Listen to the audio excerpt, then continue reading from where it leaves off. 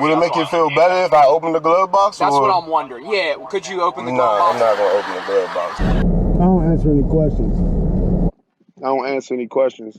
You have anything on you? I don't answer any questions. Okay. Besides, officer, I don't answer any questions. You don't answer any questions? No, I do not. I guess this is the point when I take the time to express why I exercise. These are the events that led to why I exercise my rights, why I choose to do the things I do as far as exercise my rights and standing against injustice. I guess where I should start is when I started learning them. Back in 2007, my family was involved in a house fire. I left a candle lit. I don't know, the glass jar broke, something happened. I woke up, half the room was on fire. Woke up my girl, got up my 3-month-old, got her to get him out the room. I tried to fight the fire for a little bit. It was too crazy. Ended up getting my grandmother out, my uncle out of the house, and I don't know. It was a scary situation. I actually barely made it out of the house. I got asthma, so they didn't agree with the flames. And actually, if it wasn't for me falling down the stairs, I might have been still stuck in the house. But as I get out of the house, as we're getting out of the house, I see my grandmother's there. She's in the living room trying to grab a few things. I get her out of the house. Everyone's looking for the dog. We had a little pug named Spud at the time. And after my grandmother was escorted away from the house, she was the last one still around that I saw at the time. It was a lot happy, but I was greeted by a police officer. He said, "Hey, what's cooking?" Well, I mean, at the time the cops used to jump out on us almost weekly in that neighborhood. I was, I already had my own opinion formed about police officers, and it wasn't good.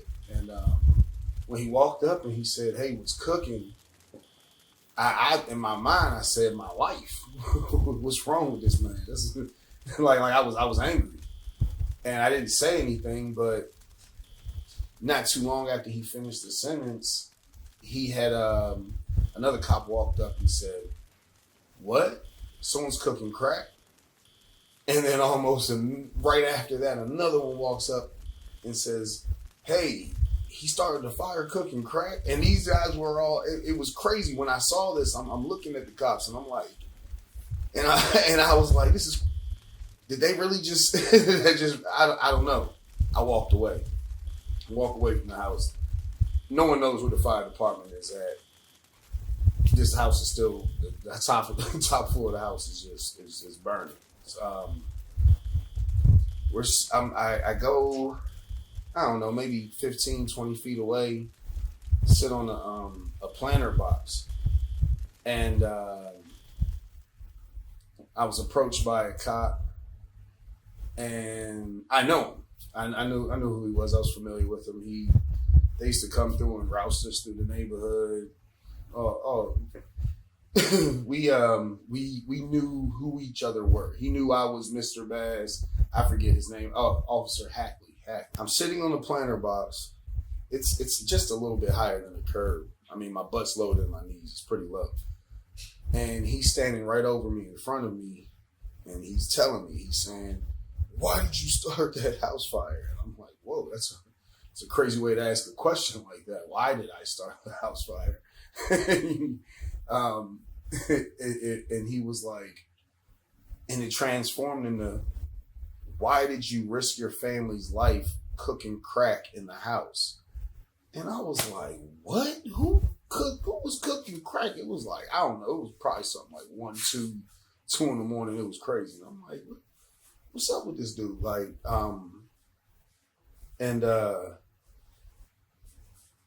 I asked him, I said, "Why are you asking these types of questions?" He pushed me and he said, "Shut up and answer my question." And when he said that, I leaned a little bit further in. We were almost touching noses, and I told him to suck my dick. He punched me in the face.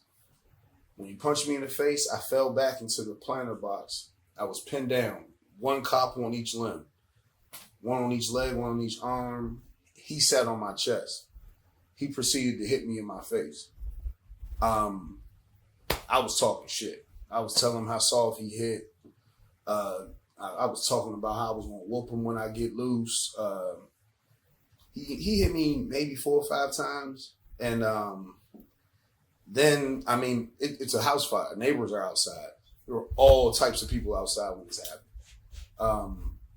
I heard my grandmother get threatened. And, well, once I heard that, I had the strength to get loose and get him up off me. And soon as I probably got to my hands and my feet to push myself up off the ground, I got kicked and I saw the boot coming. Now, next thing I knew, I woke up to the feeling of my toes. Felt like they were burning, but they were being dragged. I was handcuffed. Mind you, I never got dressed. I was in my boxers the whole time. I was in my underwear. I woke up due to the feeling of my toes getting dragged on the ground. They took me into another part of my neighborhood. I guess on foot. I wasn't in the car. They dragged me there. They threw me in the street, middle of the street. I'm handcuffed. I got blood all down my chest and coming out of my mouth and my nose. And the next thing you know, the paramedic comes up. And the way I was laying, I couldn't see him. But the paramedic comes up and he says, what's going on? And he said, he's under arrest. And then the paramedic says, what happened? He says, cop chuckles. He says, he got disorderly. And he says, isn't he one of the victims of the fire? And the cop says, yeah. And they says, well, the paramedic says, well, I need to check him out. He needs to get an ambulance and take those cuffs off of him. He might be having breathing problems, which I was at the time. Put me into the ambulance. One cop tries to get into the ambulance. I wasn't going to be in any enclosed area with a cop. I kicked him as many and as hard times as I can to make sure he didn't get in the ambulance. And the paramedic told him, don't leave him alone. Just follow us. You don't need to ride with us. Paramedic told me, hey, look, I understand what's going on. You're not having any problems breathing. You're hyperventilating. You need to calm down. I told him I don't want any medical attention until pictures are taken. I didn't know what my face looked like at the time, but I know what it felt like, and pictures needed to be taken. And that's the way I felt when I finally made it to the hospital. When I made it to the hospital, I don't want you to treat me, do anything until you take pictures. They refused to take pictures. I got on the phone and called every news outlet I can think of. Then I see a guy approaching the nurse's desk because I didn't have a phone. I didn't have anything. Everything was in the fire. I saw a guy walking down the hall. He was wearing khaki cargo colored khaki colored cargo pants with he had a black polo shirt with a badge on it, and he had a gun. I thought this was a cop. I wasn't having it. I ran to another section of the hallway, into basically another wing, closed the double doors, locked them, put stretchers in front of them. I figured it was a hospital. There has to be another way in. I went and blocked that off. I wasn't playing. He finally showed me his credentials and showed me that he was just a fire marshal asking questions about the fire. And I agreed to sit down and talk to him. I told him the only thing I remember having on before I went to sleep was TV and the PlayStation. Could have been an electrical fire. It could have been a candle I had lit. That was about it. And he did his report and he left.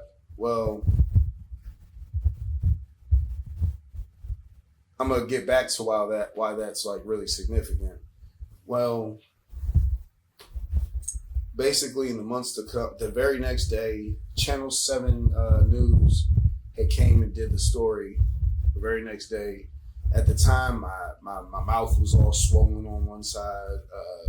I couldn't really talk the way I wanted to. It was crazy. And right after the news, the reporters left and did their story, it was crazy. I had walked around the corner, and out of nowhere, literally, I was watching the van leave. And as the van got out of my sight, there were a lot more people outside than normal, and I was just thinking it's the news people there. It was like maybe 12 plainclothes officers had closed in on me. And I mean, they came from different directions. And I tried to run. Came from one direction. Hey, Mr. Bass, get on the ground. I tried to turn around. There's a group of them right there. It was crazy. And they arrested me. They arrested me for disorderly conduct. They arrested me for resisting arrest and failure to obey a lawful order. I went to jail. I got out and had to get a lawyer. Went and got this lawyer. Greg Latimer, out of D.C., a civil rights lawyer. Meanwhile, while time's going, took a little bit of time to go to court. I started out with about 19 witnesses, my neighbors who were outside. Well, at different times, a state's attorney and some cops would walk through the neighborhood and talk to all my neighbors and tell them that I was armed and dangerous, I sold drugs, gang activity, and there even was a flyer that got posted up at the time. Now, my neighbors loved me. I mean, I knew all my neighbors. In that neighborhood, we lived there for a while. I was always the one to help the elder ones with their groceries, help one get their car started. I was always our neighbors. We were great. We had I couldn't even have thought of one neighbor I didn't like in our area. We all got along really well. But some of them told me, they were like, "I'm scared." When the police approached them, the words they were using, they didn't threaten them, but my one neighbor, they said, "Do you want to jeopardize your job and your livelihood by going to court for this type of person?"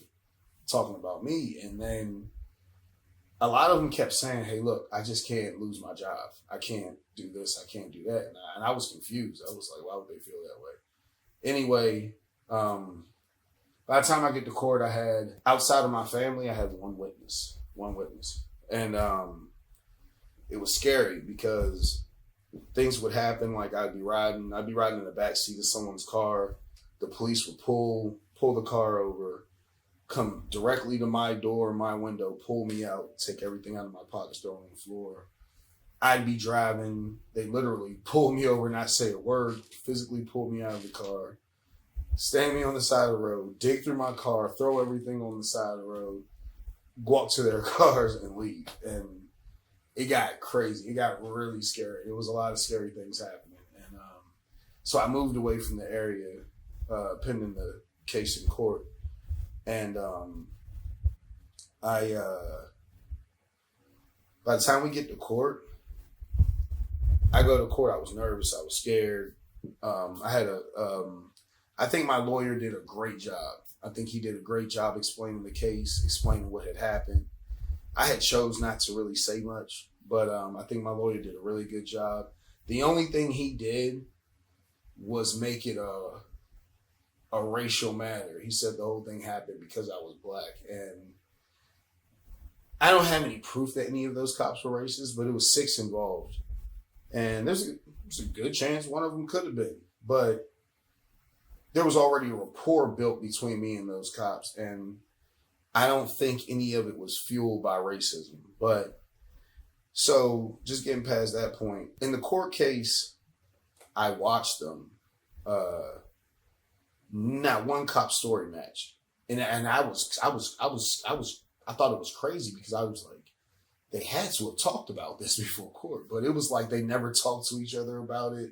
Their points were off. Some were saying things certain things happened that other ones were saying it didn't happen. It was crazy.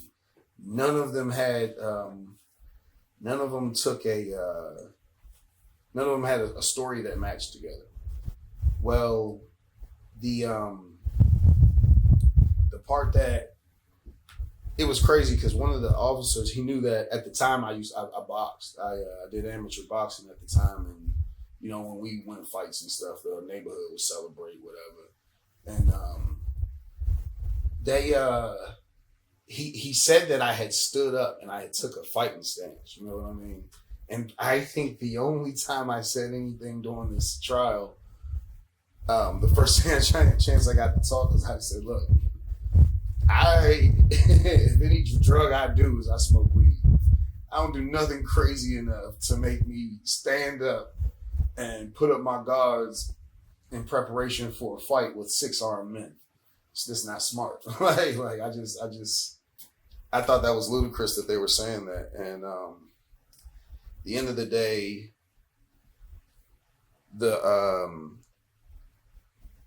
I was found guilty by the jury of disobeying a lawful order. And it's crazy because it was a jury trial. This is crazy. The jury felt that way because they felt that I stood up when the cops told me to sit down. So in hindsight, it was like, what the hell? Now I look at it nowadays and I'm like, gosh, that's crazy that flew, because even if the cop had told me to sit down and I was standing up, which didn't happen, that wouldn't have been a lawful order anyway. But long story short, more got covered up than dealt with in that case. And all those cops were still cops. That was a traumatic experience for my family. In later times to come, you know, I would get arrested, and I think it was for disorderly conduct again. And a cop had beat me up. Well, he didn't beat me up. He punched me a couple times while I was in handcuffs. And when he took me to jail for disorderly conduct, I found out I had another charge, and that was assaulting a police officer. And I was like, what? I said, this is crazy. Assaulting a police officer. I never raised a hand to him. I couldn't. It wasn't in a position. I couldn't have done it. So then I was like, you know what? I'm not taking this shit anymore. You know, if I don't hit him, I get in trouble for hitting him. Either way, I get my ass whooped. Nothing gets done about it. Well, cop pulls me over on a motorcycle one day. He says, Mr. Bass, you've been flagged for getting stopped for a lot of police interactions. And I was like, what the hell does that mean? He says, you deal with the police a lot.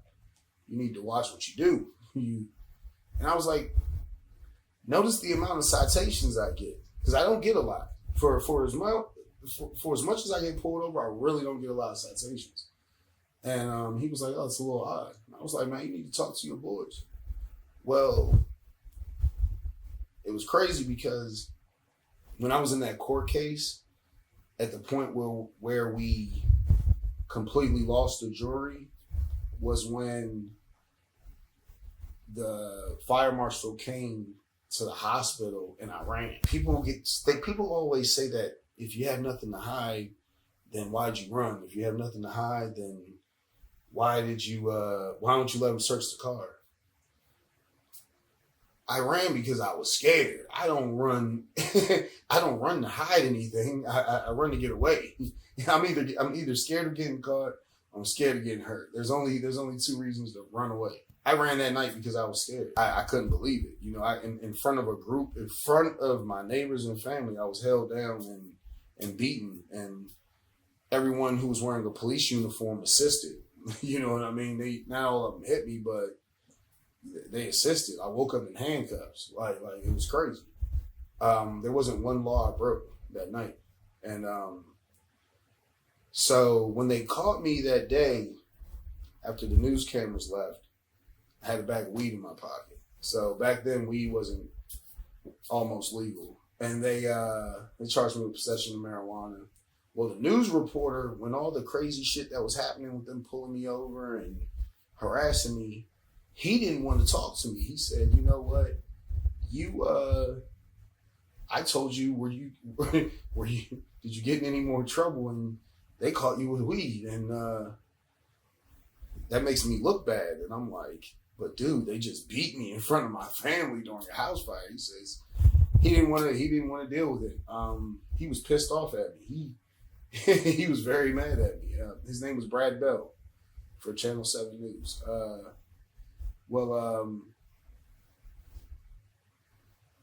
This is where I get the courage. This is where I get the energy. This is where I get the need to do something about it. Because at the end of the day, you know, you could catch a lawsuit and they could throw a bunch of money at you, and it's still not going to solve the problem. It's going to happen to somebody else. And while I don't believe the problem lies within racism, I do believe it. There's a lack of accountability with the police. They don't get held accountable when they do certain things. You know, I get caught speeding, I get a ticket, I got to go to court, I pay it, I got to deal with the points on my license. Like I get held accountable. I break the law, I go to jail. I get held accountable. They don't, and it's always a question of protecting the police more than the citizen. And when I start realizing that, I start thinking, well, what legal way can I really protect myself? And start looking in my civil rights, and you know, watching people perform audits and get stopped by the cops and exercise their rights. And I got my hands on a state traffic law book, and I started learning a lot. And I said, this is crazy. Well, one thing that had always bothered me was the questions. Where are you going? Where are you coming from? The first video I ever recorded, I just did not say a word. I just looked the cop in his eye, and I just didn't answer a question. And half of me wanted to laugh, and half of me was braced for him to try to reach in the car and grab me. And I was like, oh shit, okay, I could do this. And I just kept going on and on. But the crazy thing was the amount I was getting pulled over. It was like, I shouldn't have this many chances to demonstrate this. You know what I mean? Like, stuff kept happening. And I drove a little, at the time, I think I drove a 98 Mercedes C-Class. And I had like a 15-inch sub, and I had wheels on it. But everywhere I go would call for a little bit of attention. And I get profiled, to be honest. I think I get profiled. I get pulled over all the time. The main thing they want to know is what's in the car. What you got in the car. Bring the dogs out almost all the time. And I got tired of it. Nothing's going to change unless we all take a part in it. I mean, if I see anyone pulled over, white, black, Spanish, African, I don't care. I see anyone pulled over and I can safely pull right over, I'll pull over and record and stop. And to be honest with you, most of the time when the cop knows he's being recorded, he's on his P's and Q's. He's on his P's and Q's. In my experience, I've had it happen with me. I'd be pulled over and someone stops and records, and when it's over with, they get my attention, tell me they'll send me the video, and it's pretty cool. We all need to look out for each other, but we all need to talk about it. You know what I mean? Like, I don't think that